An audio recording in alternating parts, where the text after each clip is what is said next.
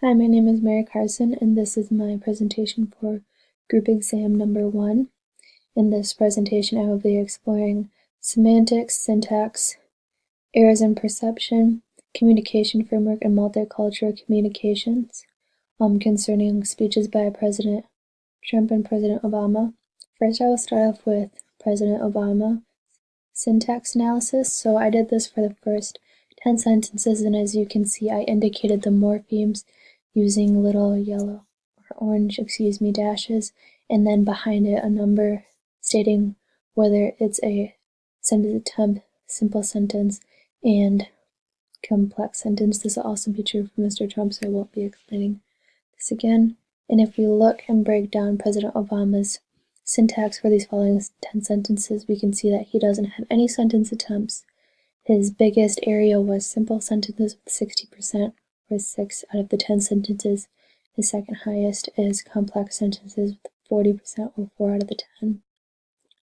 And if we move on to President Trump's syntax analysis, we can see that it's pretty even across the board of being simple sentences. Majority of his sentences, or 80% of his sentences, were simple, or 8, and then he had one sentence attempt and one complex sentence, having 10% for each of these categories.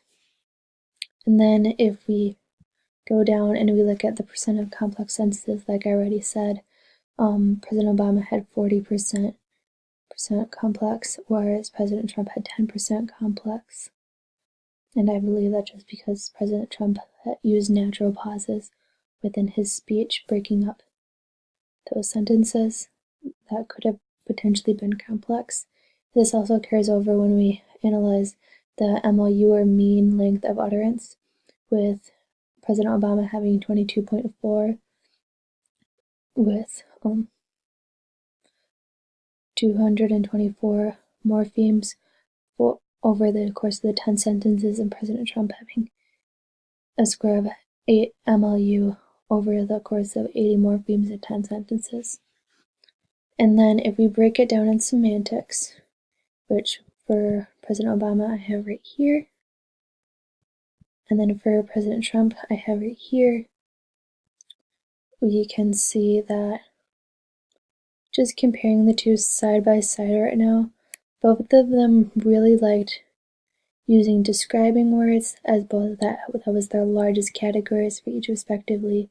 President Obama at 40% and President Trump at 50%. Both did not use WH or question words, which personally in this type of speech wouldn't really be applicable over these 20 words that were analyzed, or for this type of speech.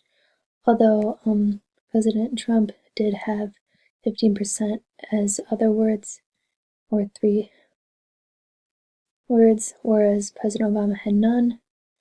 And then the biggest categories now, the second biggest categories for both of them were nouns and verbs, with President Obama having 3 out of 20 for both categories, or 15% in each category, and President Trump having 40 out of 20, 40 out of 20, or 20% in each.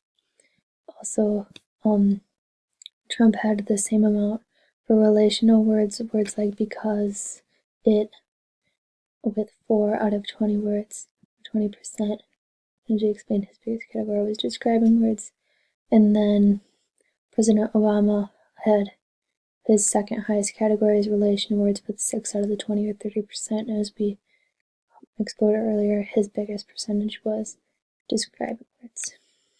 If we analyze the segment that we watched using the human communication rubric, I scored each candidate, and Obama got high marks for me with having an almost perfect delivery. His semantics and syntax really were showcased by his organization, and because all of those 3 elements were in place, his engagement was greater, in my personal opinion. Trump got 3s on majority of categories besides organization, and I feel like why these categories were lower than President Obama's, especially in organization, is because organization kind of branched out into the other categories of semantics, syntax, and engagement. Because if we looked at his speech in the entirety, not just the 10 sentences that I analyzed or the 20 words that I analyzed for semantics. It was really disjointed and there was no flow or transition, which I felt impacted his semantics and his syntax, and then obviously his organization, which, because of all those three things, really brought down his engagement. Now, if we look at these different course concepts, first I will start off with errors in perception. And I felt as though both presidents utilized active participation, which is bringing in their own personal experiences, stated their perception, and subjective perception, which is kind of selecting from those. However, I think that both presidents had errors in their perception of their audience due to their respective experiences, cultures, previous roles, and present feelings towards their audience, which in this case would be probably minority groups or not part of the dominant culture in their topic of Black History Month. If we look at multicultural communication, President Obama really used his speech and the opening of the museum as a vessel for more multicultural communication in America, predominantly between African Americans and others. And as we can know that African Americans are somewhat accommodated, but they want to share and teach others about how they've been separated in the past and how they've tried to assimilate. And this allows that discussion to take place. President Trump, I believe, kind of missed the boat on this. I just feel like it's because he didn't have the background and knowledge that President Obama did, and he could have done different research or opportunities to alleviate that difference. And then communication framework, both brought in their background and experiences. Obviously, President Obama's aided him. Trump's may have hurt him. And then Trump also brought in his power, talking about the media. Thank you.